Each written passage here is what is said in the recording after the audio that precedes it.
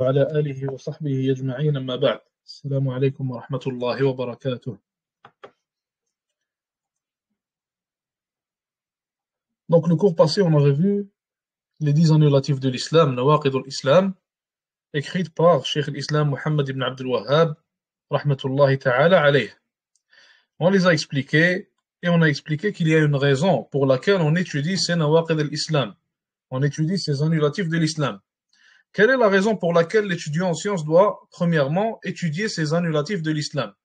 Et comment est-ce qu'il doit les utiliser et se comporter face à ceux-ci après les avoir étudiés? Pour ne pas tomber dedans, c'est tout? Y a-t-il d'autres raisons?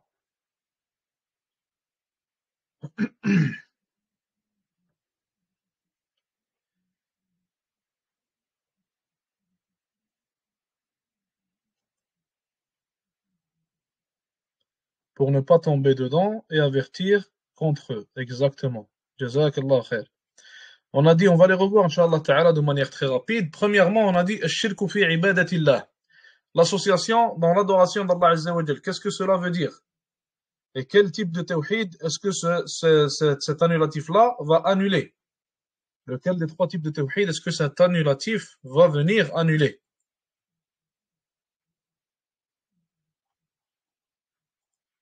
Tawhid al-uluhiyya, barakallahu fik. Donc, shirk fil ibada, c'est associer à Allah Azza wa Jal dans l'adoration. Donc, faire une adoration pour autre qu'Allah Azza wa Jal. Deuxièmement, on a dit mettre des intermédiaires entre nous et entre Allah Azza wa Jal. Expliquez-moi ça brièvement. Chacun d'entre eux, Inch'Allah, expliquez-les brièvement. Le deuxième, mettre des intermédiaires, des wasa'it entre toi et Allah Azza wa Jal. Qu'est-ce que cela signifie?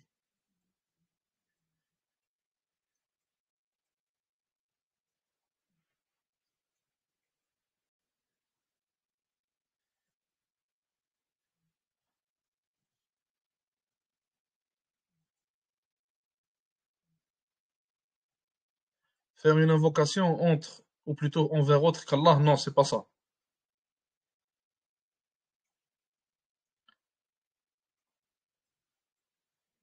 Croire que ceux-ci peuvent intercéder en ta faveur, mais je demande c'est quoi l'action que tu fais exactement?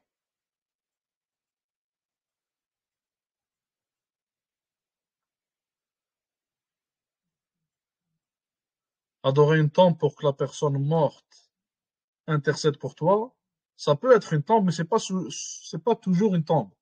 Ça peut être une idole, ça peut être plein de choses, une roche, un arbre. Quraysh, par exemple, on avait parlé de ça. Quraysh, la tribu de Mecca, les gens qui habitaient à Mecca au temps de Nabi alayhi salatu salam, l'une des raisons principales les ayant sortis de l'islam, c'était ce deuxième annulatif-là. Mettre des gens entre eux, des intermédiaires entre eux et entre Allah Azza wa Jal. Sauf que dans le cas de Quraysh, c'était des idoles et non pas des tombes ou non pas des morts. Donc c'est pas nécessairement des morts. Troisième annulatif. Men lam yukaffir al-mushrikin, celui qui ne fait pas le takfir du kafir est lui-même un kafir. Expliquez-moi ça brièvement. On essaie de passer vite, Inch'Allah, comme ça on passe à la prochaine matière. Troisième annulatif, ça veut dire quoi? Celui qui ne fait pas le takfir du kafir est lui-même kafir. Est-ce que ça s'applique à tous les kuffars?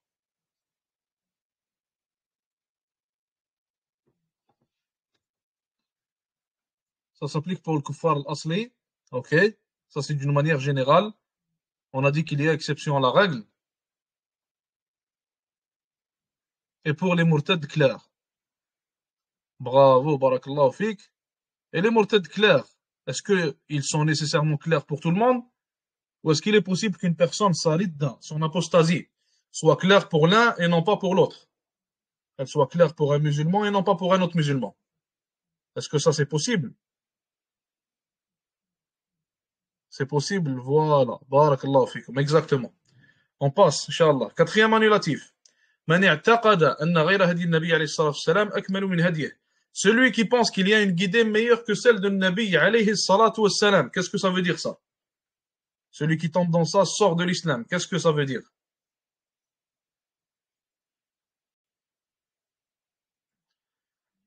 Alhamdulillah, la plupart d'entre vous ont compris que l'apostasie peut ne pas être claire pour tout le monde.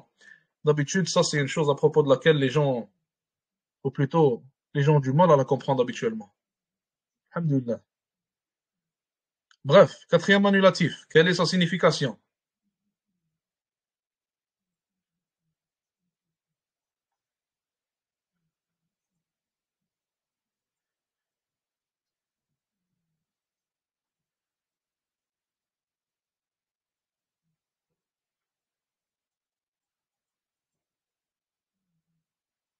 Celui qui, par exemple, trouve que Gandhi est une personne meilleure à suivre que le Nabi alayhi salatu wassalam. Tu as repris l'exemple du cours passé. Voilà, donc celui qui pense qu'une personne a une voix meilleure que celle de Nabi alayhi salatu wassalam, l'annulatif il est assez clair. Celui qui pense que quelqu'un a une voix meilleure que celle de Nabi alayhi salatu wassalam sort de l'islam. Et ça se comprend même logiquement. On n'a pas besoin de... C'est assez clair. Bref, cinquièmement. من أبغض شيئا مما جاء به الرسول عليه الصلاة والسلام ولو عمل به كفر. Celui qui déteste une chose qui fait partie de la législation de Nabi alayhi الصلاة والسلام, même s'il fait cette action ou cette chose tous les jours, il sort de l'islam. Qu'est-ce que ça veut dire? Avec un exemple. Qu'est-ce que ça signifie avec un exemple?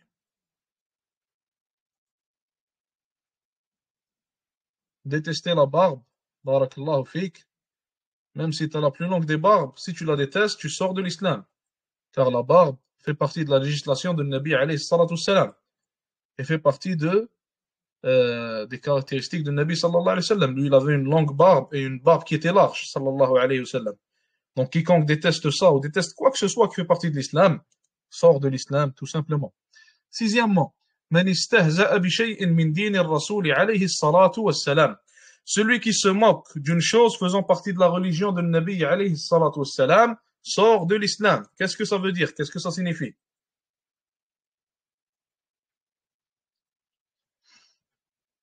Est-ce que celui qui a tawakkul en autre qu'Allah Azza wa Jal fait partie du deuxième type d'annulatif?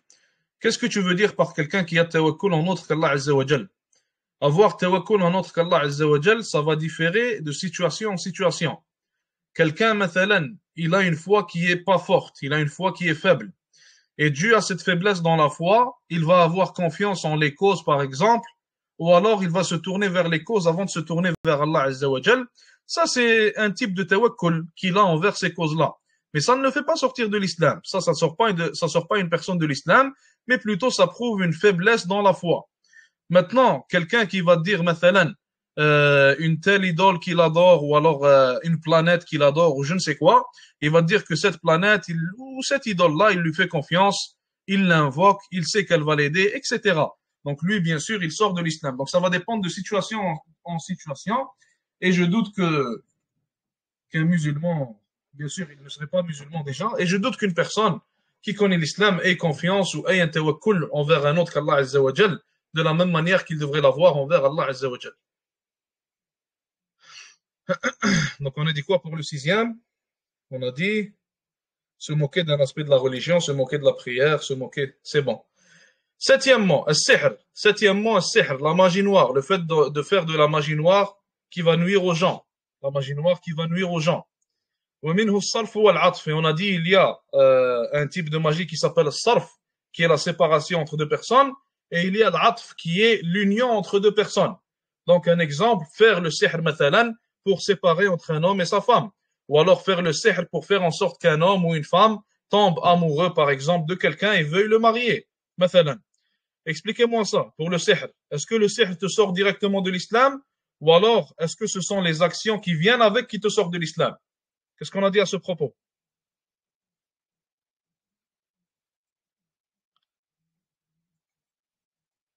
Les actions, est-ce qu'on a dit les actions le cours passé? Il y a deux avis. Le plus juste est que la sorcellerie dans son ensemble te sort de l'islam. Exactement. Donc on a dit qu'il y a deux avis. Certains savants disent que les actions qui viennent avec, comme le fait de se moquer billah d'Allah, se moquer mathalan du Coran, etc. Et d'ailleurs, il y a un sorcier repenti, Yamani, hafidahullah, qu'Allah le récompense, qu'Allah lui donne la fermeté dans le din. Il s'est repenti de la sorcellerie et il a une longue entrevue, je pense d'une heure, 2 heures ou peut-être même plus, où il raconte en fait son passé de sorcier. Et il raconte ce qu'il faisait, etc. Et dans cette entrevue-là, il explique que les sorciers, c'est une chose qui est connue, Il explique que les sorciers, en fait, ce qu'ils doivent faire pour devenir sorciers, c'est qu'ils doivent sacrifier des choses pour les djinns, ils doivent faire des choses qui les sortent de l'islam, tout simplement. Donc, certains savants ont dit que ces choses-là que tu dois faire te sortent de l'islam. Mais ce n'est pas l'action de la sorcellerie en soi qui te sort de l'islam. D'autres ont dit que l'action elle-même, elle te sort de l'islam. Et on a dit qu'en réalité, wallahu ta'ala a'lam, le fait de dire, ou plutôt l'opinion, citant que l'action elle-même te sort de l'islam, c'est l'opinion le plus correcte, incha'Allah, la plus correcte, incha'Allah ta'ala. Huitièmement, mudaharatul mushrikin, soutenir les mushrikines contre les musulmans. Donner victoire aux kuffars contre les musulmans. Ça signifie quoi? Qu'est-ce qu'on a dit à ce propos?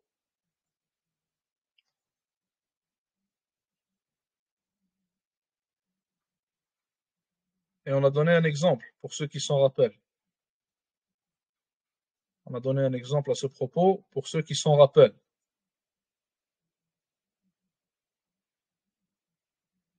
Soutenir les Romains contre les Ansar. Pourquoi les Romains contre les Ansar?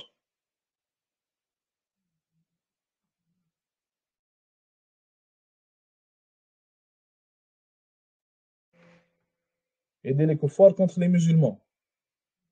Soutenir Israël contre la Palestine, c'est un très bel exemple. Barakallahu fik. Donc ça, c'est un exemple. Et ça, en fait, quiconque fait ça sort de l'islam. Et je vous rajoute même, subhanallah, une fatwa qui a été citée par un bon nombre de savants. Et à leur tête, il y a Cheikh Daddou, qu'Allah le récompense. Cheikh Daddou, d'ailleurs, qui est quelqu'un qui prend souvent les meilleures des positions, subhanallah, vis-à-vis des problèmes des musulmans, qu'Allah le récompense. Bref, Cheikh Daddou, il a dit, quiconque va acheter des compagnies israéliennes et qui est sûr et certain que ces compagnies-là vont donner cet argent-là à l'armée israélienne et elle va l'utiliser pour tuer les musulmans. Et il a le choix de ne pas acheter de cet endroit-là. Il n'est pas obligé, c'est pas une obligation. Il n'est pas forcé d'acheter ce qu'il achète. Il a dit, il tombe dans ce huitième annulatif de l'islam qui est d'aider les kuffars contre les musulmans. Qu'Allah nous en préserve. Donc il faut faire très attention et il faut faire en sorte de délaisser l'achat de ces endroits-là et délaisser l'achat de ces compagnies-là, Inch'Allah Ta'ala, du mieux que l'on peut et le plus que l'on peut. Neuvièmement, من اعتقد أن بعض الناس يسعه الخروج عن شريعة محمد عليه الصلاة والسلام فهو كافر. Celui qui pense que quiconque peut sortir de la législation du Nabi alayhi salatu wassalam, voulant dire qu'elle ne s'applique pas à lui, elle s'applique aux autres mais pas à lui, il sort de l'islam. Qu'est-ce que ça veut dire?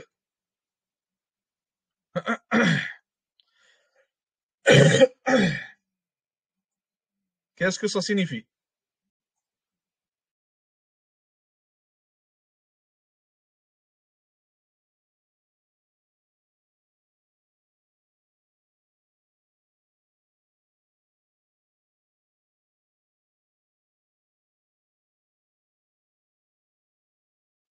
Comme Al-Khidr avec Moussa, barakallahu fi. J'allais donner cet exemple-là, j'allais vous le demander, mais tu l'as dit.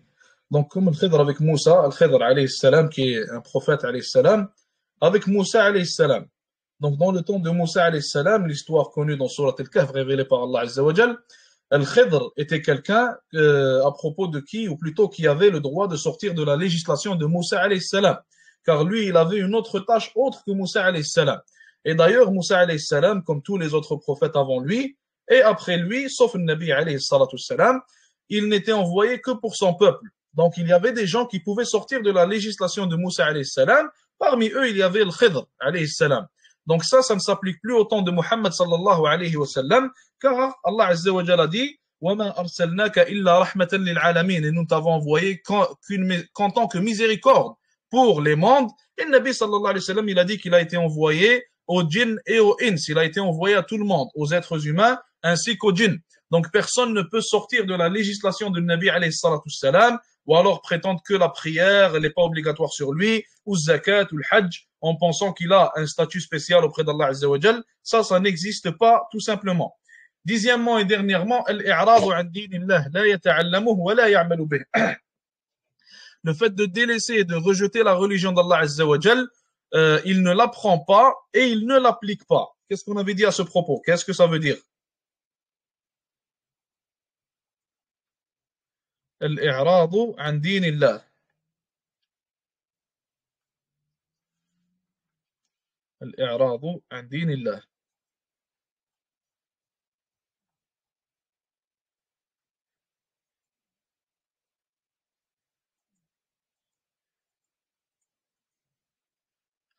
Et on va le voir aujourd'hui, Inch'Allah Ta'ala, plus en détail d'ailleurs. On va parler de ce 10e point-là.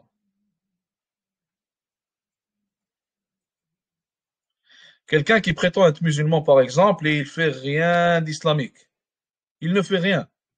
Si tu le vois et il ne te dit pas qu'il est musulman, tu vas croire qu'il ne l'est pas. Il a rien d'islamique dans sa vie. Il fait aucune action islamique dans sa vie. Il a tout d'un kafir, rien d'un musulman. Dans ce cas-là, cette personne, il tombe dans ce 10e annulatif, le rejet. Il a rejeté la religion d'Allah Azza wa Jal. Un autre exemple, quelqu'un à qui tu expliques l'islam ou qui est appelé vers l'islam et il rejette l'islam, il veut rien savoir, il ne veut pas l'accepter, il veut rien savoir. Ça aussi, lui aussi plutôt, il tombe dans ce 10e annulatif-là. Donc, Inch'Allah Ta'ala, on commence page 29, Al-Kufru bit-Taghut. Al-Kufru bit-Taghut. Donc, le cheikh, il dit, Ta'rif al-Taghut. Qu'est-ce que le mot Taghut signifie? Al-Kufr, vous savez ce que ça veut dire, et il va l'expliquer aussi plus en détail dans les prochaines pages. Al-Kufr, c'est le fait de mécroire. Le fait de mécroire, tout simplement. Donc, Al-Kufru bit-Taghut. Qu'est-ce que le Taghut signifie? Le cheikh dit ici qu'Allah le récompense. Il dit, At-Taghutu min at-Tughyan, wa huwa tajawuz al-had. Il dit dans la langue arabe, le mot Taghut vient du mot Tughyan. Le mot Taghut vient du mot Tughyan. Et le mot Tughyan signifie dépasser ses limites. Tajawuzul had. Faire quelqu'un qui commet Tughyan, c'est quelqu'un qui dépasse ses limites. C'est ça que le mot Tughyan signifie. Maintenant, en islam, shar'an, dans la législation, quand on dit le kufru bit taghut, qu'est-ce que ça veut dire? Ou quand on dit taghut plutôt? Le cheikh, il dit ici, ma tajawaza bihi al-abdu haddahu min ma'budin ou matbou'in ou muta'. Il dit c'est tout serviteur qui dépasse ses limites en relation avec une chose qui est adorée ou une chose qui est suivie ou une chose qui est obéie tout simplement. Donc on peut dire une chose, une personne, quoi que ce soit qui est suivi ou adoré ou alors obéi, mais on dépasse les limites avec cette chose-là. Un exemple, je vais vous donner un exemple, Inch'Allah Ta'ala, pour faciliter la compréhension. Si maintenant quelqu'un va adorer une idole, il va aller adorer cette idole-là. Est-ce que cette personne, on peut dire qu'il a dépassé ses limites dans ce cas-là? Une personne va adorer une idole. Est-ce qu'on peut dire qu'elle a dépassé ses limites dans ce cas-là, cette personne-là? Pourquoi oui? Pourquoi est-ce qu'elle a dépassé les limites? Quelles sont les limites en réalité pour cette personne? Quelles limites est-ce qu'elle aurait dû respecter?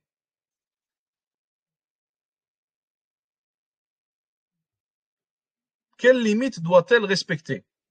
Adorer Allah seul, exactement. Il a transgressé le droit d'Allah Azza wa Jal. Exactement ça. Donc, les limites que tu dois respecter en réalité, c'est les limites d'Allah Azza wa Jal. Celles qu'il a établies, subhanahu wa ta'ala. Si tu vas adorer autre qu'Allah Azza wa Jal, tu viens de dépasser ces limites-là.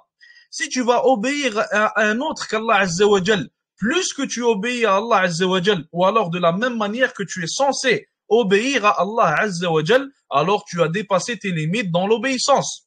Si tu vas suivre quelqu'un plus que tu ne devrais suivre les ordres d'Allah Azza wa Jal, alors tu as dépassé tes limites dans le suivi tout simplement. Donc c'est ça que ça veut dire. Que toute personne qu'on traite de tarout, qu'on cite comme étant un tarout, qu'on définit comme étant un tarout, alors c'est soit une personne qui a dépassé ses limites, ou alors une chose à propos de laquelle les gens dépassent leurs limites tout simplement.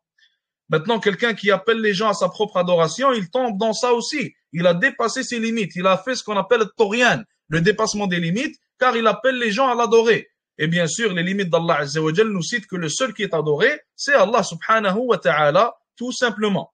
Tout le monde a compris, Inch'Allah ta'ala, je l'espère. Est-ce que je peux répéter la définition dans la langue arabe? Oui. Dans la langue arabe, le mot tarout vient du mot at-torian.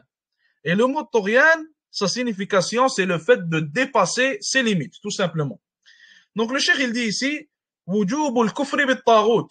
Il est obligatoire de mécroire en le taghut. Et il explique ce qu'il dit ici en disant, أول ما افترض الله على ابن آدم الكفر بالطاغوت والإيمان بالله. Il a dit la première des choses qu'Allah Azza wa Jal a obligé, a rendu obligatoire sur les enfants de Adam, c'est le fait de mécroire en le taghut et de croire en Allah Azza wa Jal. Et la preuve, c'est sa parole subhanahu wa ta'ala. وَلَقَدْ بَعَثْنَا فِي كُلِّ أُمَّةٍ رَسُولًا أَنِ اعْبُدُوا اللَّهَ وَاجْتَنِبُوا الطَّاغُوتَ. Allah Azza wa Jal dit, et nous avons envoyé dans chaque communauté un prophète qui les a appelés en leur disant, اعْبُدُوا اللَّهَ, adorez Allah, وَاجْتَنِبُوا الطَّاغُوتَ, et délaissez le tarout et éloignez-vous du tarout. Et on a dit que le tarout, c'est toute chose, soit avec laquelle le serviteur dépasse ses limites, ou toute chose qui a dépassé ses limites tout simplement. Les limites dans l'adoration, ou alors dans le suivi, ou alors dans l'obéissance. Donc Allah Azza wa Jal nous ordonne de rejeter toutes ces choses-là. Et si on peut dire ça d'une manière plus simple, si on vulgarise ce qu'on est en train de lire, le fait de mécroire en le tarot, c'est tout simplement le fait de mécroire en toutes sortes d'associations et toutes sortes de shirk avec Allah Azza wa Jal, tout simplement. C'est tout simplement ça. Donc le fait de mécroire en le kufr, al-kufru bil-kufr, si on peut dire ça comme ça, tout simplement. Sifatul kufri bit-taghut. Maintenant, il a dit comment est-ce qu'on applique ce qu'on est en train de dire? Comment est-ce qu'on fait ce qu'on appelle al-kufru bit-taghut? Comment mécroire en le taghut?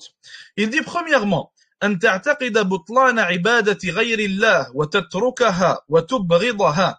Il a dit la première des choses, c'est que tu crois que l'adoration d'autres qu'Allah Azza wa Jal, elle est batila, elle est invalide, elle ne sert à rien, elle n'est pas acceptée, elle est vaine.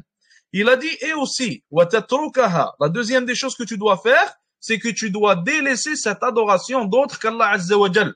Tu la délaisses, tu la rejettes, tu ne vas pas vers cette adoration-là, tu ne la commets pas, tout simplement.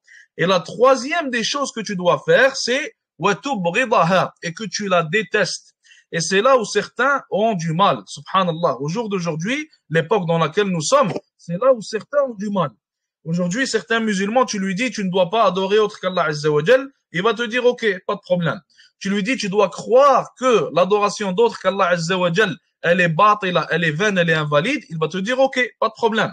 Tu lui dis, tu dois détester l'adoration d'autre qu'Allah subhanahu wa ta'ala, et c'est là qu'il a du mal. Pourquoi les détester? Chacun a sa vie personnelle, chacun fait ce qu'il veut, chacun a ses convictions, etc. Alors qu'en réalité, ce n'est pas vrai ce qu'il est en train de dire. Tout ça, c'est faux. Allah Azza wa Jal nous cite que le meilleur des exemples, Sahaba radiyallahu anhum, ils avaient l'amour pour Allah Azza wa Jal et pour le tawhid, et ils avaient le rejet et la haine envers, ou plutôt détester. Ils avaient le bord, le fait de détester tout ce qui est du shirk, tout ce qui est association d'Allah subhanahu wa ta'ala. Et c'est comme ça qu'étaient les prophètes alayhi salatu wassalam. Et c'est comme ça qu'était notre Nabi sallallahu alayhi wa sallam. Et sachez que toute personne qui a goûté à la foi, qui a de la foi dans son cœur, alors il va sentir de la haine et du rejet envers tout ce qui est l'association d'Allah subhanahu wa ta'ala. Et en réalité, il faut savoir que l'association de quelqu'un d'autre avec Allah Azza wa Jal, c'est une insulte wal-'iyadu billah envers Allah subhanahu wa ta'ala. Quiconque lui associe l'a alors insulté wal-'iyadu billah subhanahu wa ta'ala. Et Allah Azza wa Jal l'a cité à maintes reprises en donnant l'exemple de Masihiyin, de Nasara plutôt. Un Nasara qui disent qu'Allah Azza wa Jal a un fils, et Allah Azza wa Jal dit que le ciel est à ça de tomber à cause de leurs paroles, subhanallah. Allah Azza wa Jal il dit ma qadarullah haqqa qadrih. Ils n'ont pas élevé Allah Azza wa Jal à son vrai statut s'ils disent qu'Allah Azza wa Jal n'a pas révélé de livre. Donc une autre insulte envers Allah subhanahu wa ta'ala. Et d'ailleurs celui subhanallah, qui est vivant, et Allah Azza wa Jal lui donne sa subsistance sans qu'il ne demande rien, et Allah Azza wa Jal l'aide et lui donne tout depuis qu'il est tout petit, et l'élève subhanahu wa ta'ala. Et Allah Azza wa Jal lui a montré les signes, que ce soit en lui-même ou alors dans l'horizon. Et après, il dit qu'Allah Azza wa Jal n'existe pas. Il n'y a pas de pire insulte que celle-ci, wal-'iyadu billah. Sauf que les gens n'ont pas le vrai amour qu'ils devraient avoir pour Allah Azza wa Jal. Et nous en faisons partie malheureusement. Donc on ne ressent pas la haine envers ceux qui insultent Allah subhanahu wa ta'ala. Et si notre amour pour lui était sincère, alors notre haine pour Allah Azza wa Jal, elle aurait aussi été sincère. Pas envers Allah, mais plutôt envers ceux qui l'insultent. Subhanahu wa ta'ala. Donc je répète les 3 points. Il a dit premièrement que tu crois que toute adoration envers autre qu'Allah Azza wa Jal, elle est vaine et invalide. Deuxièmement, que tu délaisses cette adoration-là. Et troisièmement, que tu aies de la haine, que tu détestes cette adoration-là et ce shirk-là, tout simplement. Deuxième point. Il a dit أن تكفر أهلها وتعاديهم. Le deuxième point, c'est quoi? C'est que tu fasses le takfir des gens du kufr, que tu dises qu'ils sont mécréants, que tu crois qu'ils sont mécréants, tout simplement. Que tu crois en leur mécréance et que tu dises qu'ils sont mécréants, tout simplement. Tu vas pas nous faire comme certains disent, les chrétiens sont nos frères, on vient tous d'Ibrahim alayhi salam, les juifs sont nos frères, ils étaient les suiveurs de Moussa alayhi salam. Tout ceci est vain et tout ceci est faux. Les juifs n'ont jamais suivi Moussa alayhi salam. S'ils l'auraient suivi, ils auraient été des musulmans. Et les chrétiens non plus, ils n'ont jamais suivi Isa alayhi salam. S'ils l'auraient suivi, ils auraient été des muwahhidin tout simplement. Mais ils ne les ont pas suivis et ils ont fini par dévier et être égarés. Et ils ont fini par inventer des choses qu'Allah Azza wa Jal n'a pas révélées tout simplement. Donc les chrétiens ne sont pas nos frères, les juifs ne sont pas nos frères, les athées et les kuffars non plus. Plutôt, Allah Azza wa Jal, il a dit innamal mu'minuna ikhwa. Certes, les croyants sont des frères, donc les croyants et les croyantes sont nos frères et nos sœurs, tout simplement, et ça s'arrête là. Comme Allah Azza wa Jal l'a cité, tout simplement. Donc, en tout cas, que tu crois en la mécréance des gens de la mécréance et que tu le saches et que tu y crois fermement. Et deuxièmement, deuxièmement, qu'il y ait une enmité entre toi et eux. L'enmité, qu'est-ce que ça veut dire? Ça ne veut pas dire que tu vas en voir un dehors, tu vas aller le frapper ou lui cracher dessus. C'est pas ça que ça signifie. L'enmité ici, elle signifie que tu ne vas pas être ami avec ces gens-là, tu ne vas pas être proche avec ces gens-là, tu ne vas pas être, subhanallah, bon avec ceux qui font partie de ces gens-là et qui sont contre ta religion, qu'ils insultent ta religion, qu'ils insultent Allah Azza wa Jal, qu'ils insultent le Nabi alayhi salatu wassalam. Et encore une fois, l'une des choses prouvant que notre Ummah a grandement été touchée par le laxisme au jour d'aujourd'hui, en 2025, en réalité, tu vas voir beaucoup de gens qui vont voir le Nabi alayhi salatu wassalam se faire insulter, ses femmes se font insulter, Allah Azza wa Jal se fait insulter, le Coran se fait insulter, se fait brûler, subhanallah, et eux, ils vont te dire non, mais il faut être calme, il faut simplement répondre à ça par la paix. Le Nabi alayhi salatu wassalam, il n'a pas répondu par la paix. Les Sahaba radiyallahu anhum non plus. Il y a des lignes rouges. Il y a des choses qu'on ne dépasse pas. Et subhanallah, une histoire qui m'était arrivée, je parlais avec un frère et il m'a dit que dans le cas où une personne insulte le Nabi alayhi salatu wassalam, alors on doit simplement lui dire barakallahu fik et rien faire et tout simplement agir en peace and love comme ils disent. Et je lui ai dit, subhanallah, si quelqu'un insulte l'un de tes parents, est-ce que tu vas réagir de la même manière? Il m'a dit non, je vais le frapper. Subhanallah. Donc tu aimes ta mère ou ton père plus que le Nabi alayhi salatu wassalam, car tes actions en réalité le prouvent. Donc comme on a dit, ce dîn-là, l'islam, il a été porté par des hommes, et ce n'est pas pour rien qu'il s'est propagé de l'Est à l'Ouest, sauf qu'au jour d'aujourd'hui, comme on a dit, les musulmans malheureusement sont devenus laxistes. Pour l'instant, tout le monde comprend, Inch'Allah?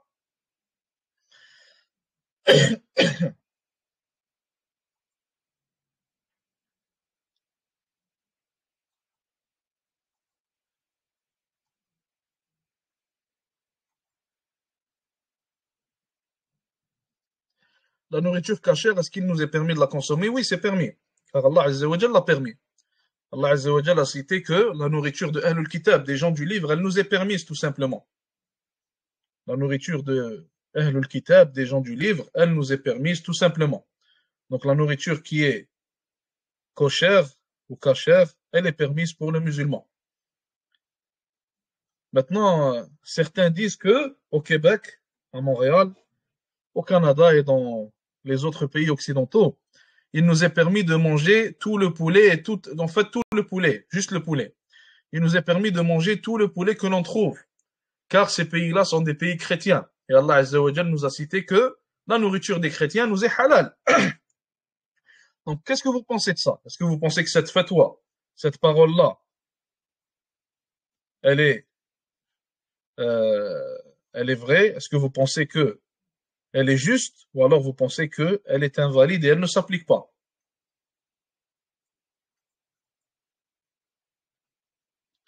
Il y a une différence d'opinion parmi les madhhabs sur la nourriture cachère. Allahu a'lam. Je ne sais pas. Allahu a'lam.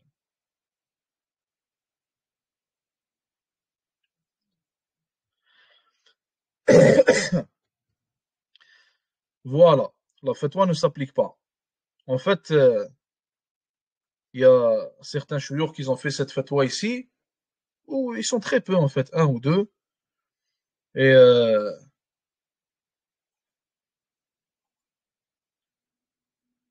donnez-moi une seconde. Je ne sais pas pourquoi il y a un frère qui parle très irrespectueusement dans le groupe. Allah musta'an. Bref, la fatwa ne s'applique pas et beaucoup de chouyours ont expliqué cela. Ils ont expliqué qu'en réalité, on est dans un pays qui est laïque, un pays qui juge par la démocratie.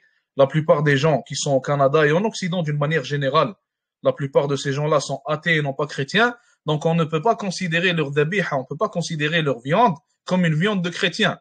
C'est plutôt une viande de d'athée tout simplement.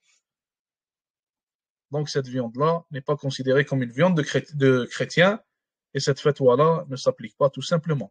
On continue, Inch'Allah. Donc il dit ici, ru'usu tawarit, les têtes des tawarit, ou plutôt les tawarit les plus importants. Et il a cité 5 types de tarot. Il a cité ici 5 types de tarot. Il a dit premièrement, le premier type de tarot, c'est quoi? C'est Iblis la'anahullah. Le premier type de tarot, c'est Iblis la'anahullah.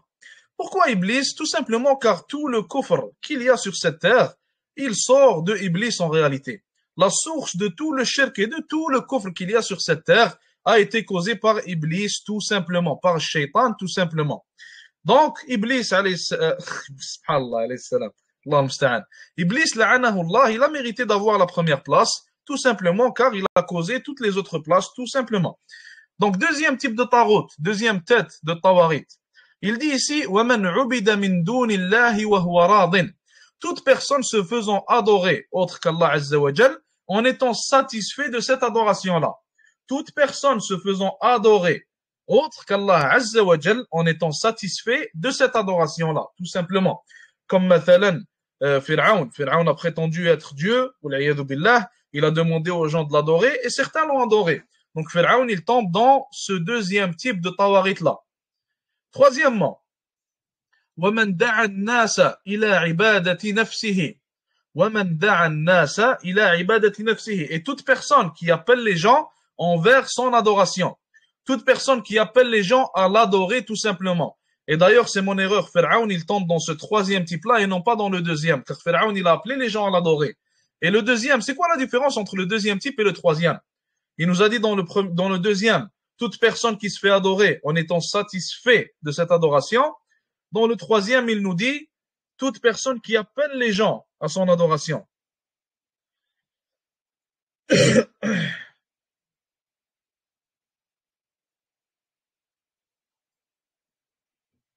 Le deuxième ne le demande pas. Barakallahu fik. Le deuxième, il se fait adorer, il est satisfait de ça, mais il ne le demande pas, alors que le troisième, il le demande. C'est ça la différence. Quatrièmement, وَمَنِ ادَّعَى شَيْئًا مِنْ عِلْمِ الْغَيْبِ. Et toute personne qui prétend avoir une connaissance de l'invisible. Et toute personne prétendant avoir une connaissance de l'invisible. Et ici, si on traduit le mot shay'an, en réalité, il est en train de dire toute personne qui prétend avoir une quelconque connaissance du monde de l'invisible. Donc, quoi que ce soit que tu prétends connaître du monde de l'invisible, alors, ça fait en sorte que tu fais partie des tawarit. Tu es un tarot, tout simplement. Mais là, une question nous vient en tête. Les prophètes, alayhimus salatu wassalam, ont prétendu connaître des choses faisant partie de l'invisible. Et aussi, certains pieux, certaines parmi les personnes pieuses, ont aussi prétendu cela. Est-ce que ça fait d'eux des tawarit ou alors est-ce que c'est une exception à la règle?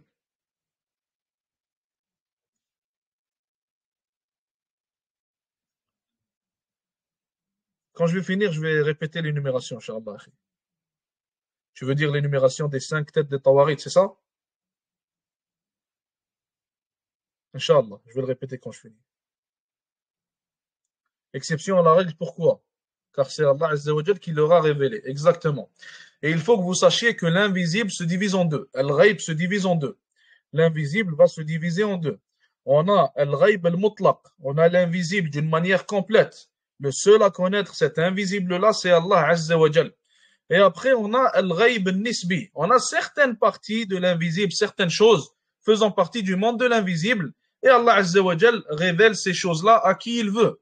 Mathalan, le Nabi alayhi salatu salam, il nous a décrit le paradis, nous a décrit l'enfer, nous a décrit certains anges. Toutes ces choses-là font partie de l'invisible et toutes ces choses sont des informations qu'Allah Azza wa Jal lui a révélées.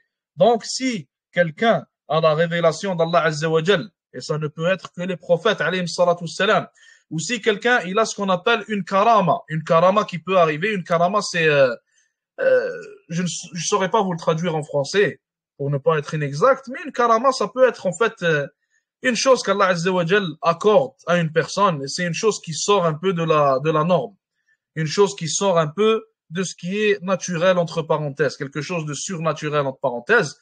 Allah Azza wa Jal peut accorder ce genre de choses-là à certaines personnes pieuses, comme Omar radiyallahu anhu.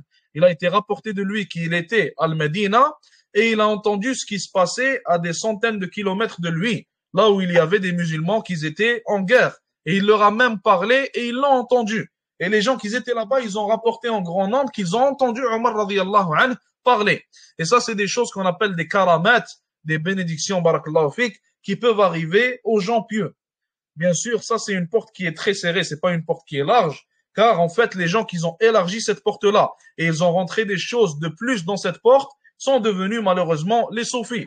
Et eux, ils vont commencer à te dire, un tel, il vole, un tel, il prie les 5 prières à Mecca alors qu'il habite au Canada. Et toutes ces choses-là, bien sûr, ce ne sont pas des karamats, ce sont plutôt des choses des folies, on peut dire ça comme ça, qu'Allah nous en préserve. Bref, on continue, Inch'Allah. ومن حكم بغير ما أنزل الله ومن حكم بغير ما أنزل الله. L'audio, il coupe juste pour le frère ou pour tout le monde? Est-ce que tout le monde m'entend bien ou l'audio, il coupe?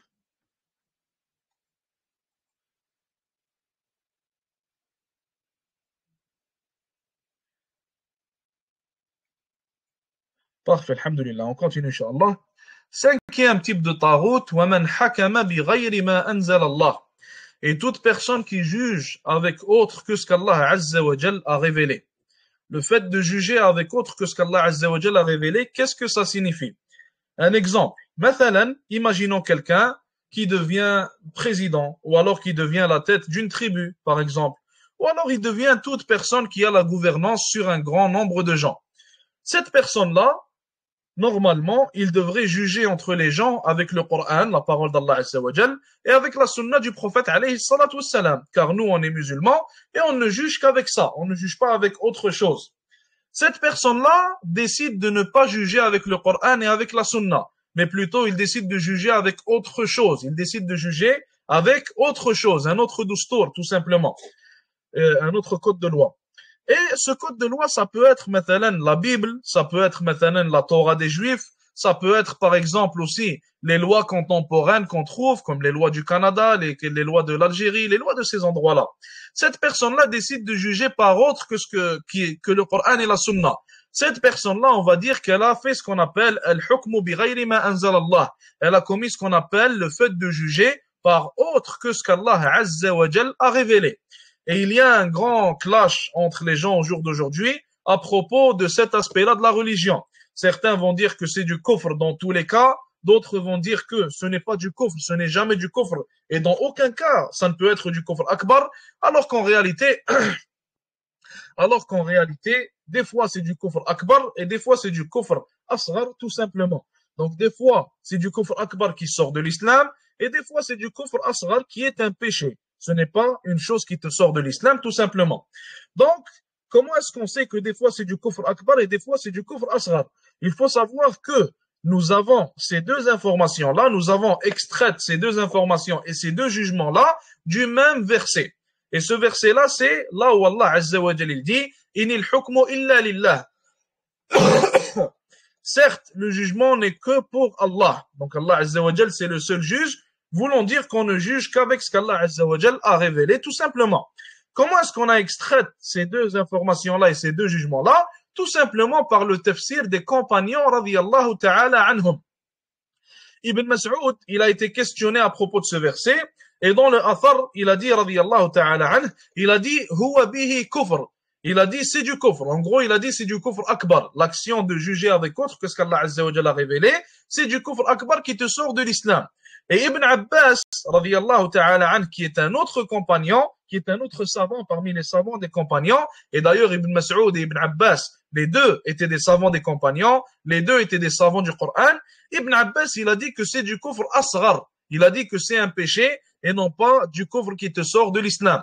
Donc les savants, parmi eux, Cheikh Ibn Baz, Cheikh Ibn Uthaymin, Cheikh Al-Ulwan, quasiment tous les savants, wallahu ta'ala a'lam, quasiment tous les savants de la sunna, hafidhahumullah wa rahimahumullah, qu'Allah récompense ceux qui sont vivants et ceux qui sont morts, ils ont tous donné la même explication. Ils ont dit que des fois c'est du kufr akbar, des fois c'est du kufr asghar. Dans le cas où c'est du kufr asghar, dans le cas où c'est un péché et non pas une action qui te sort de l'islam, ils ont donné certains exemples à propos de ça. Ils ont dit, mathalan, un exemple, quelqu'un est juge par exemple, ou alors il est gouverneur. Et ce gouverneur-là, ou ce juge-là, on lui amène son frère qui a commis une action qui mérite qui fait en sorte qu'il va mériter la peine de mort. Mathalan, il a tué quelqu'un. Et la famille de cette personne, elle demande que lui aussi, il soit tué. En islam, il a ce qu'on appelle la peine de mort. Dans ce cas-là, ils ont dit, imaginons que dans ce cas-là, le juge ou alors le gouverneur ne veut pas que cette peine, elle s'applique pour son frère. Donc, il va lui appliquer une autre peine. Alors, dans ce cas-là, qu'est-ce qu'il aura fait? Il aura jugé avec autre que ce qu'Allah Azza wa Jalla a révélé. Car dans ce cas-là, dans cette situation, Allah Azza wa Jalla a révélé la peine de mort. Mais lui, il va dire non. On va le mettre en prison, on va lui donner une amende, mais on va pas juger avec ce qu'Allah Azza wa Jalla a révélé. Donc, les savants sont unanimes sur le fait que cette situation-là, dans ce cas-là, c'est du kufr asghar. Dans ce cas-là, c'est un péché majeur, mais ce n'est pas une action qui te sort de l'islam. Et un autre cas, où ça serait une action qui te sort de l'islam, ils disent, mathalan, dans le cas du gouverneur qui ne juge que par autre que ce qu'Allah Azza wa Jalla a révélé. Donc lui, son code de loi dans son pays, ce n'est pas le Coran ni la Sunna, mais c'est un code de loi qu'il a sorti de sa tête, ou alors qu'il a sorti, il a pris des Américains, des Français, des Européens, etc. Dans ce cas-là, il a complètement changé le code de loi, mais ce n'est pas aussi une chose qu'il a fait par émotion ou une chose qu'il fait de temps en temps. Alors dans ce cas-là, c'est du kufr akbar, ça le sort complètement de l'islam, tout simplement. Est-ce que tout le monde a compris? Ibn Mas'ud a dit c'est du kufr asghar, pas akbar. Non, excuse-moi, Ibn Mas'ud il a dit kufr akbar. Ibn Abbas il a dit kufr asghar. Ibn Mas'ud il a dit kufr akbar. Ibn Abbas il a dit kufr asghar. Est-ce que cela s'applique aux personnes qui sont avocats dans les pays d'Occident? Oui. Les personnes qui sont avocats, premièrement, ils vont juger par autre que ce qu'Allah Azza wa Jalla a révélé. En Occident et dans les pays musulmans aussi, dans la plupart des pays musulmans, parce que la plupart des pays musulmans au jour d'aujourd'hui n'appliquent pas le Coran et la Sunna à 100% dans leur code de loi. Est-ce que c'est de ça que les gens disent kufr duna kufr? Oui, c'est ça. La parole d'Ibn Abbas d'ailleurs, il a dit kufr duna kufr en voulant dire kufr asghar. Et la parole d'Ibn Mas'ud, il a dit c'est du kufr akbar. Donc les savants, ils ont dit qu'Ibn Mas'ud, il voulait parler de certaines situations, comme on vient d'expliquer. Ibn Abbas, il parlait des situations où c'était pas du kufr, comme on vient d'expliquer, tout simplement. Et c'est comme ça qu'ils ont combiné entre les preuves.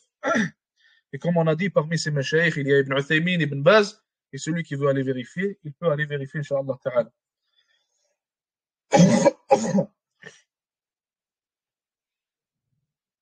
Dans le kufr asghar, il applique les lois islamiques partiellement. Non, il ne les applique pas partiellement. Il les applique complètement.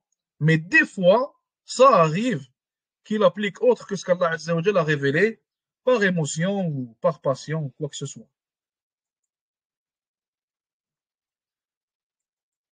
Quand c'est kufr asghar, est-ce que le gouverneur est considéré comme fasiq ou zalim? Le fasiq, il est zalim. Le fasiq, il est zalim. Il opprime sa propre personne. Et s'il opprime autre que lui-même, il est encore une fois zalim. Donc si quelqu'un opprime autre que lui-même, ça fait en sorte qu'il est automatiquement un fasiq aussi.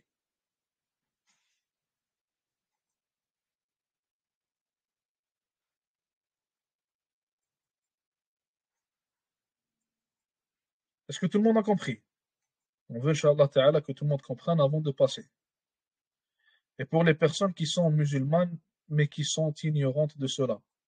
Ignorantes de quoi? Qu'est-ce que tu veux dire? Quelle action est-ce que ces personnes ont commis et étaient ignorantes? Donne-moi un exemple.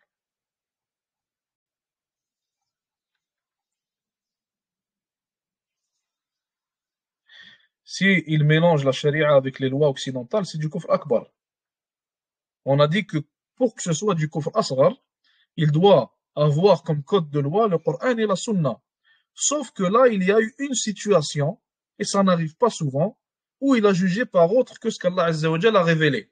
Que ce soit par passion, ou que ce soit par émotion, par peur pour son frère, mathalan, à qui on doit appliquer la peine de mort, mathalan.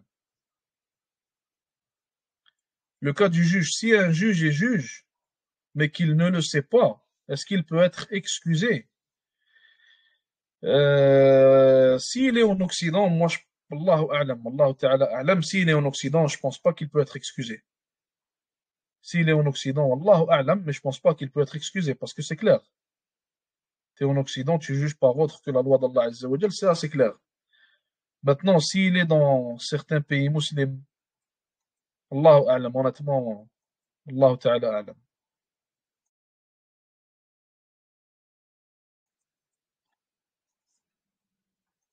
Est-ce que tout le monde a compris? Ou alors est-ce qu'on passe à autre chose? D'ailleurs, pour ça, les frères, qu'il faut faire très attention pour ce qui est des métiers comme avocat, tous les métiers qui ressemblent à cela. La majorité des pays musulmans sont sur le kufr al-akbar. Non, non. Quand on dit le fait de juger par autre que ce qu'Allah Azza wa Jalla a révélé, ça concerne les gouvernements. Ça ne concerne pas la masse des gens. La masse des gens n'a rien à voir. Les pays musulmans, les gens là-bas sont des musulmans. Ils n'ont rien à voir avec ces choses-là. Là, on parle de tout ce qui est gouverné. Donc, gouverner, ça va appliquer, ça va plutôt toucher ceux qui ont un lien avec le gouvernement, ceux qui travaillent dans ce gouvernement-là, ceux qui travaillent. Et d'ailleurs, les pays musulmans, leur cas, il est pire que ce que vous pensez. Le problème, il n'est pas dans le fait de juger par autre que ce qu'Allah Azza wa Jalla a révélé. Le problème actuel, il est dans le fait de légiférer autre que ce qu'Allah Azza wa Jalla a révélé. Parce qu'on a ce qu'on appelle le hukm et on a ce qu'on appelle le tashri'. Quand vous rentrez dans ce sujet-là, dans la aqidah, il y aura toujours deux choses. Il va toujours se diviser en deux. On a le hukm bi ghayri ma anzal Allah, le fait de juger avec autre que ce qu'Allah Azza wa Jalla a révélé. Ça, c'est le sujet qu'on vient de voir. Et on a le tashri'. On a le tashri'. Le tashri', c'est différent, c'est pire. Le tashri', il n'y a aucune excuse dedans. Le tashri', c'est le fait de légiférer des lois contraires aux lois d'Allah Azza wa Jalla. Le fait de juger, une personne peut juger avec un code de loi, mais ce n'est pas lui qui a fait ces lois-là.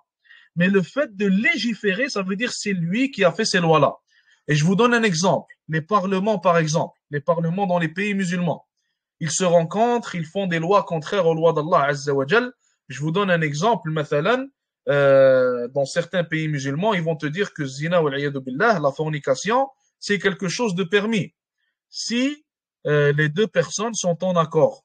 Si personne ne refuse ça, dans ce cas-là, ils te disent c'est permis. Là, ils viennent clairement de légiférer une loi contraire à la loi d'Allah Azza wa Jal, car Allah Azza wa Jal te dit que c'est haram, et eux te disent que c'est permis. Dans certains pays musulmans, ils te disent que l'alcool, tu peux la boire comme tu veux, c'est permis. Alors que Allah Azza wa Jal, il te dit que c'est haram. Donc ça, encore une fois, c'est légiférer, autre que ce qu'Allah Azza wa Jal a révélé. Dans tout ce qui est légiféré, la législation, faire des nouvelles lois contraires aux lois d'Allah Azza wa Jal, ça sort la personne de l'islam automatiquement. Ça, il n'y a pas de kufr asghar, kufr akbar. Ça, c'est kufr akbar automatiquement. Et d'ailleurs, personne ne diffère à ce propos. Même les soi-disant sectes qui diffèrent avec nous, même eux ne diffèrent pas à ce propos-là. Théoriquement parlant, bien sûr. Théoriquement parlant, pas quand ça vient à la pratique. Est-ce que tout le monde a compris? Mais est-ce qu'on peut dire que ce sont des pays musulmans, alors que ce n'est pas les lois d'Allah, malgré que la majorité soit musulmane? Là, il y a une différence d'opinion entre les savants. Est-ce qu'on peut dire que ces pays-là sont des pays musulmans s'ils ne sont pas régis par la loi d'Allah Azza wa Jal? Certains savants disent que oui, car la majorité est musulmane. D'autres disent que non, car les lois ne sont pas musulmanes. Et d'autres, comme Cheikh l'Islam Ibn Taymiyyah, rahimahullah, ils disent que c'est ce qu'on appelle une dar murakkaba.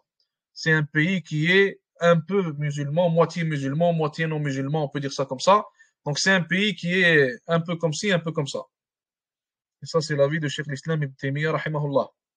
D'ailleurs, pour ce que je vous ai dit, Ibn Kathir, rahimahullah, qui était l'élève d'Ibn Taymiyyah, il a rapporté un consensus sur le fait que juger par autre que ce qu'Allah Azza wa Jalla a révélé. Et ça, c'est le hukm, le fait de juger. Ce n'est même pas la législation. Le fait de juger par autre que ce qu'Allah Azza wa Jalla a révélé, Ibn Kathir, dans le Bidaya wa Nihaya, il a rapporté que c'est du kufr par consensus. Et il a donné un exemple. Il a donné l'exemple des Tatars. Il a donné l'exemple de Gengis Khan. Gengis Khan qui faisait partie des Tatars. Il a dit quiconque fait comme Gengis Khan et juge avec Al-Yasiq. Gengis Khan, lui, il jugeait avec quelque chose qu'on appelle Al-Yasiq. Un code de loi qui s'appelait Al-Yasiq. Al-Yasiq, c'est quoi? Al-Yasiq, c'est un code de loi qui est composé de lois musulmanes tirées du Coran et de la Sunna, de lois chrétiennes tirées de la Bible, de lois juives tirées de la religion juive, et de lois qu'il a rapportées de sa tête, un peu par-ci, un peu par-là. Donc l'IASEC, en fait, c'était un code de loi composé. Il y a des lois islamiques, juives, chrétiennes, et des lois qu'il a apportées d'on ne sait où, Allahu A'lam. Bref, Ibn Kathir, rahimahullah, il a dit quiconque fait la même chose que ce gars-là a fait, Genghis Khan, la même chose que lui il a fait, il sort de l'islam automatiquement, tout simplement. Donc là, on voit clairement, il n'est pas le seul à avoir apporté un consensus d'ailleurs, il y a d'autres savants qui l'ont rapporté, et le Coran nous suffit, le Coran il est clair à ce propos. Et là, il parle de l'hukm, il parle du fait de juger. Comme on a dit. Alors, qu'en est-il de légiférer des lois contraires aux lois d'Allah Azza wa Jal? Est-ce que tout le monde comprend? On passe à autre chose, Inch'Allah.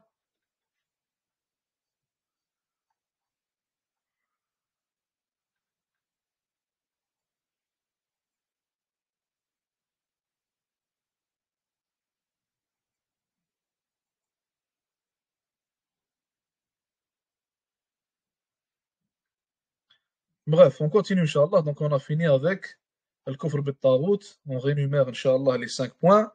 Il a dit les têtes des Tawarid sont au nombre de 5. Premièrement, Iblis, la'anahullah. Deuxièmement, toute personne qui se fait adorer et qui est satisfaite de cela. Troisièmement, toute personne qui appelle les gens vers son adoration.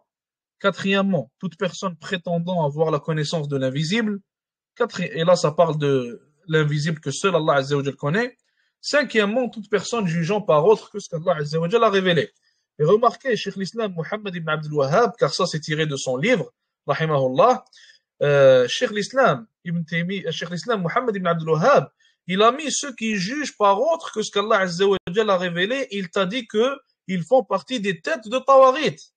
Alors qu'au jour d'aujourd'hui, certaines personnes prétendant suivre Muhammad ibn Abdul Wahhab, ils te disent que ce qu'ils font, c'est pas du kufr. Donc là, en réalité, c'est soit Muhammad ibn Abdul Wahhab, il a raison, soit eux, ils ont raison. Les deux ne peuvent pas avoir raison. Ce sont deux avis contraires. Et bien sûr, le savant entre ces gens-là, c'est Muhammad ibn Abdul Wahhab, et tout le monde le sait. C'est quoi la différence entre tashri' et juger par autre que ce qu'Allah Azza wa Jalla a révélé? Je t'enverrai, Inch'Allah, la rediffusion. Tu pourras réécouter. Quelle est la solution pour les musulmans puisqu'il n'y a pas de pays islamique à 100%? Il y en a, Inch'Allah, il y en a.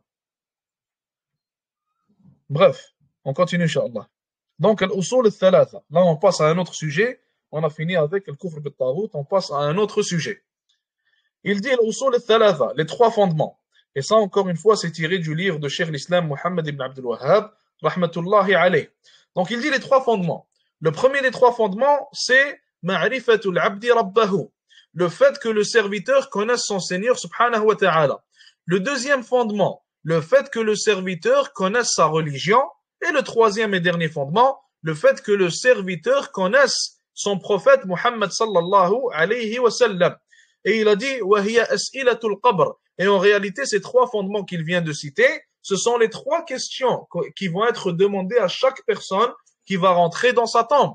Nabi sallallahu alayhi wa sallam, il l'a cité dans le hadith authentique sallallahu alayhi wa sallam, citant que toute personne qui va rentrer dans sa tombe, deux anges viendront le voir au nom de Munkar et de Nakir et lui demanderont certaines questions. Ils lui diront, qui est ton Seigneur? Quelle est ta religion? Et que dis-tu à propos de l'homme qui vous a été envoyé? En parlant de Muhammad alayhi salatu wassalam. Et le Nabi sallallahu alayhi wa sallam, il a dit que le croyant, il va dire, ma religion, c'est mon Seigneur, c'est Allah. Ma religion, c'est l'islam. Et Muhammad sallallahu alayhi wa sallam est mon prophète. C'est le prophète d'Allah alayhi salatu wassalam. Ainsi que, alors que le mécréant, le Nabi alayhi salatu wassalam, il a dit, quand ils vont lui demander ça, il va dire, ah, ah. Donc il ne saura pas quoi répondre et il va bégayer au moment où il devra répondre. Al-Asl al-Awwal, il va expliquer chacun des trois fondements un par un. Il a dit le premier des trois fondements, le fait de connaître son Seigneur, le fait que le serviteur connaisse son Seigneur. وَفِيهِ مَسَائِل, et il a dit il y a certains aspects à connaître à ce propos-là. Premièrement, أن ربنا هو الله الذي ربانا وربى جميع العالمين بنعمه.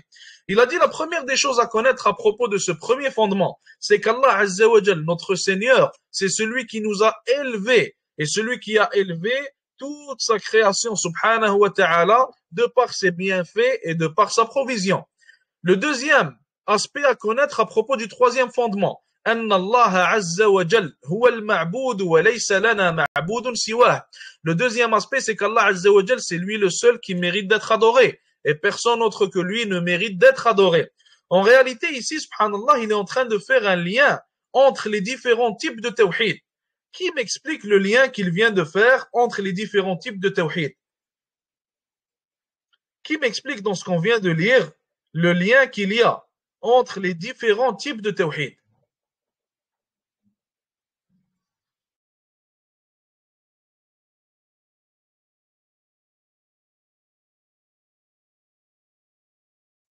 Rappelez-vous, ce lien on l'a déjà expliqué. Le premier c'est tawhid al-rububiyya. Pourquoi est-ce que c'est tawhid al-rububiyya le premier? Pourquoi est-ce que le premier c'est tawhid al-rububiyya?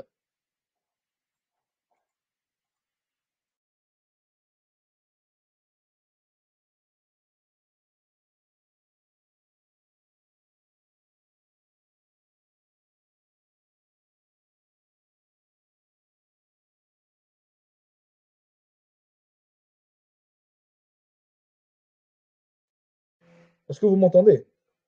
Bref, je pense que le micro était coupé. Je vous ai dit, le fait qu'Allah Azza wa Jal, c'est lui qui nous a élevés, c'est lui qui nous a créés, c'est lui qui nous donne les provisions et les bienfaits. Ça, c'est l'établissement de Tawhid al-Rububiyya. Et ce Tawhid al-Rububiyya, il doit avoir un impact sur ton adoration.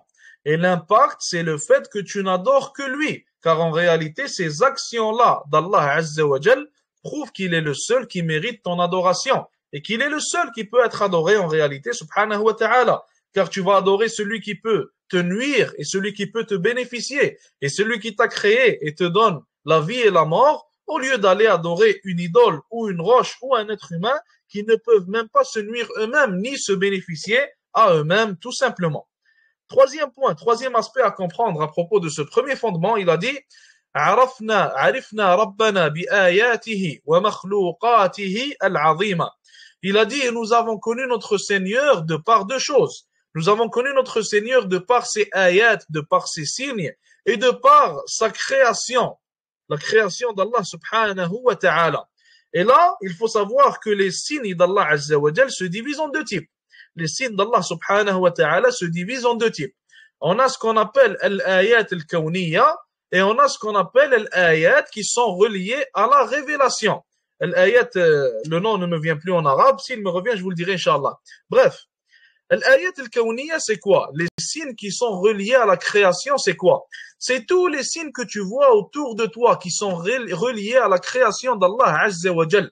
C'est toute création d'Allah subhanahu wa ta'ala qui te pousse à comprendre qu'Allah Azza wa Jal existe et qu'Allah Azza wa Jal est un. Et qu'Allah Azza wa Jal mérite d'être adoré subhanahu wa ta'ala. Et parmi ces signes-là, il y a le soleil, il y a la lune, il y a les différentes saisons, il y a les êtres humains, il y a les animaux, il y a les arbres, il y a la nature. Donc toute cette création-là, quand tu contemples en la regardant, quand tu la regardes et tu passes du temps à penser à propos de cette création, alors le seul résultat avec lequel tu peux t'en sortir, c'est de croire en Allah Azza wa Jal et savoir qu'Allah subhanahu wa ta'ala, il est un, il est parfait et il mérite l'adoration subhanahu wa ta'ala. Donc ça, c'est l'une des manières de connaître Allah Azza wa Jal avec les signes reliés à la création. Sauf que les signes reliés à la création ne peuvent pas te donner la croyance complète en Allah Azza wa Jal, mais ils doivent être complétés avec les signes qui sont reliés à la révélation. Et quels sont les signes reliés à la révélation? Ces signes-là sont le Coran. Ces signes-là sont la sunna du prophète alayhi salatu wassalam. Les miracles scientifiques contenus dans cette révélation-là. Les miracles historiques contenus dans cette révélation-là. Les miracles linguistiques contenus dans cette révélation-là. Donc, ces miracles-là et ces signes-là reliés à la révélation te poussent à croire en Allah Azza wa Jal et à savoir qu'il est un et à lui vouer ton adoration à lui seul subhanahu wa ta'ala. Et il te rajoute en information, il te donne des informations que la création ne peut pas te donner. Et parmi ces informations-là, il y a par exemple la prière. Allah Azza wa Jal te dit comment l'adorer. Allah Azza wa Jal te dit comment prier. Allah Azza wa Jal te dit ce qui est halal et ce qui est haram. Toutes ces conclusions-là, tu ne peux pas y arriver simplement en contemplant la création, mais plutôt tu dois y arriver en contemplant à propos de la révélation, tout simplement.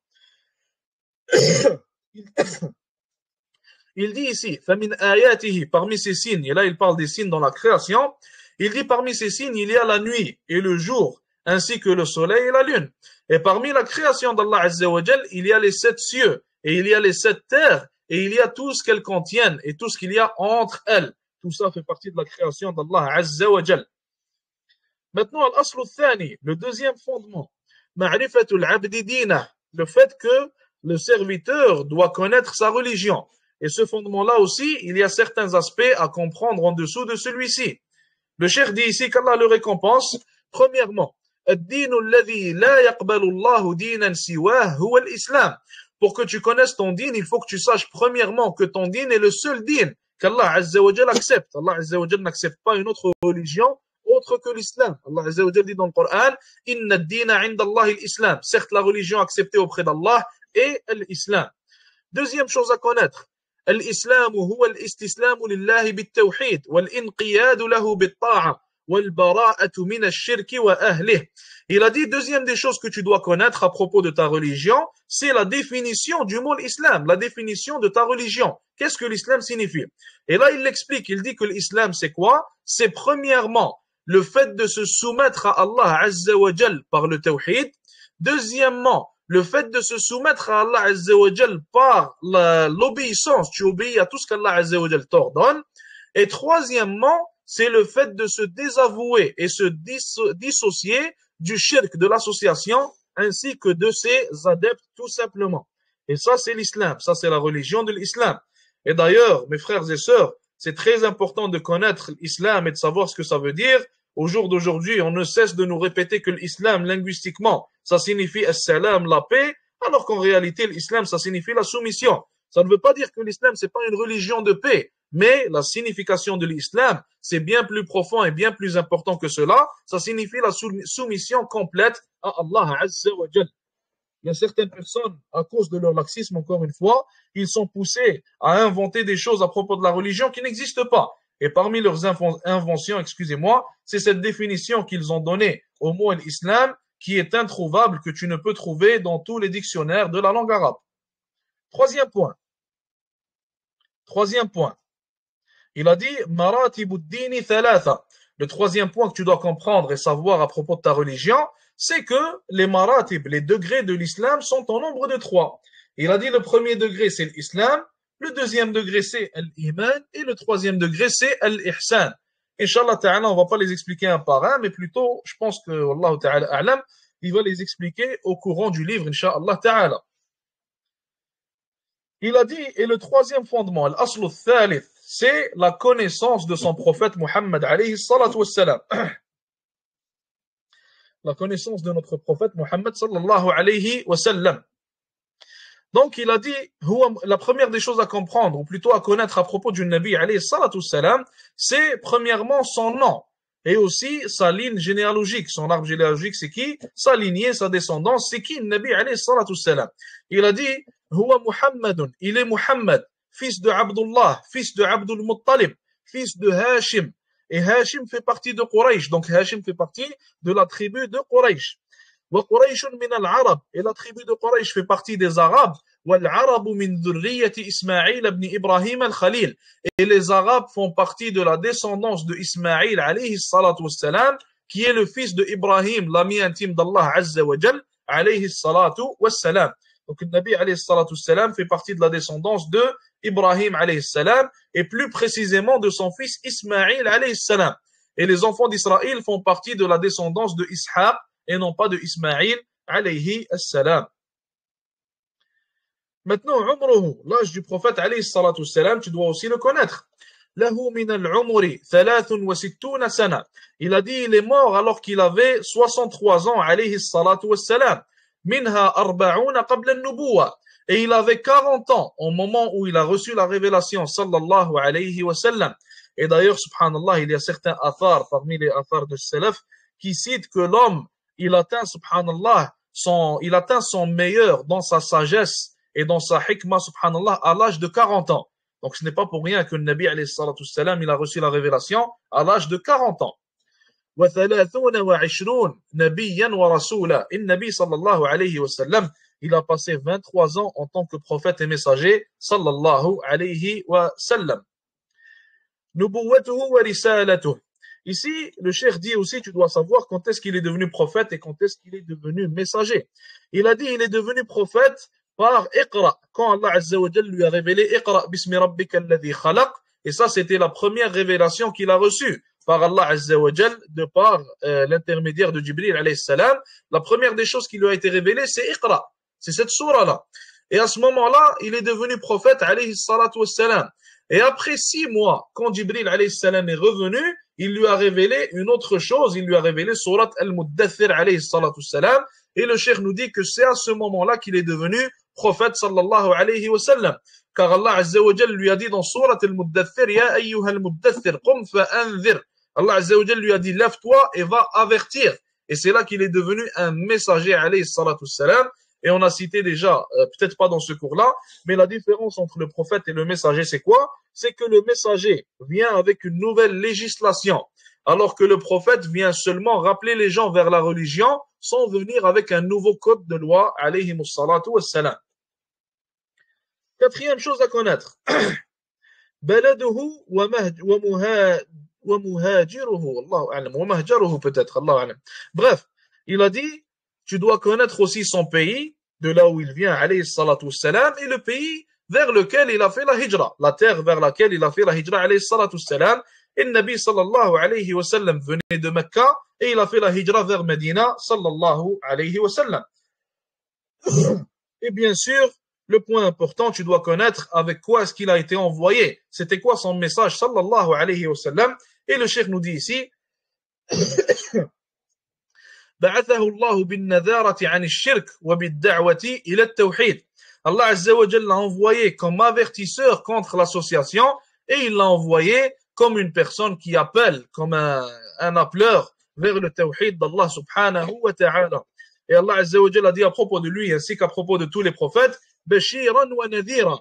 Tous les prophètes ont été envoyés comme étant un Bashir et un Nadir. Un Bashir, c'est quoi? Un Bashir, c'est un annonciateur de bonnes nouvelles. C'est quoi la bonne nouvelle avec laquelle les prophètes alayhi salatu wassalam et les messagers ont été envoyés? C'est la bonne nouvelle du paradis pour toute personne qui applique le tawhid d'Allah Azza wa Jal et toute personne qui les suit. Et contre quoi est-ce qu'ils ont averti? Donc, nadara, le fait d'être un nadir, ça veut dire être un avertisseur. Contre quoi est-ce qu'ils ont averti alayhi salatu wassalam? Contre l'association et contre le fait de délaisser le suivi des prophètes alayhi salatu wassalam, tout simplement. Et avec ça, on aura fini pour aujourd'hui. Est-ce qu'il y a des questions, Inch'Allah? Est-ce qu'il y a une chose que vous n'avez pas comprise? Est-ce que la démocratie, c'est tashri'? Oui, la démocratie, c'est tashri', mais ça peut aussi être le hukm, dépendamment du cas.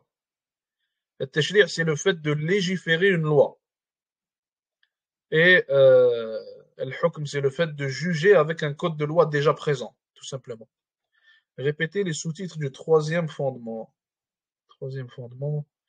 Ok, premier sous-titre, c'est connaître le nom et la lignée du prophète sallallahu alayhi wa sallam. Deuxièmement, connaître son âge.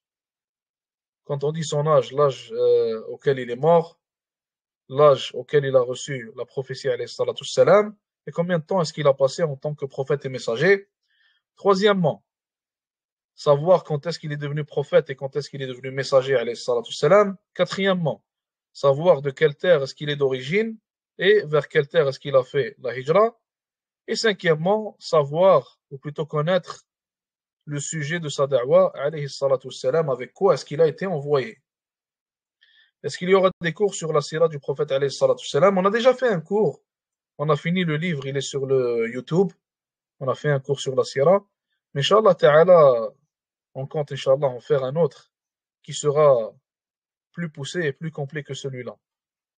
Et d'ailleurs, l'un des livres qu'on compte faire à propos de la sira, c'est Shama'il Nabi alayhi salatu wassalam, les caractéristiques du prophète sallallahu alayhi wa sallam. C'est un livre de Tirmidhi rahimahullah. Est-ce qu'il y a des questions? Les 3 points sur la définition de l'islam. Ah, ok. Donc l'islam, c'est l'istislamu lillahi bit-tawhid. C'est la soumission envers Allah Azza wa Jal par le tawhid. Wal-inqiyadu lahu bit-ta'a. Et c'est aussi la soumission à Allah Azza wa Jal par l'obéissance totale et complète. Et troisièmement, c'est aussi le fait de se désavouer du shirk ainsi que de ses adeptes.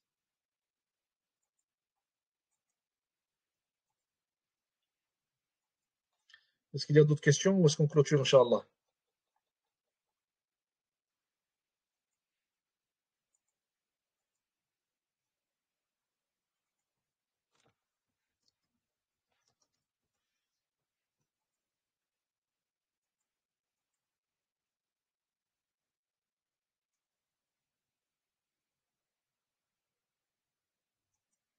Pas de questions, jazakumullah khair. On finit avec ça pour aujourd'hui.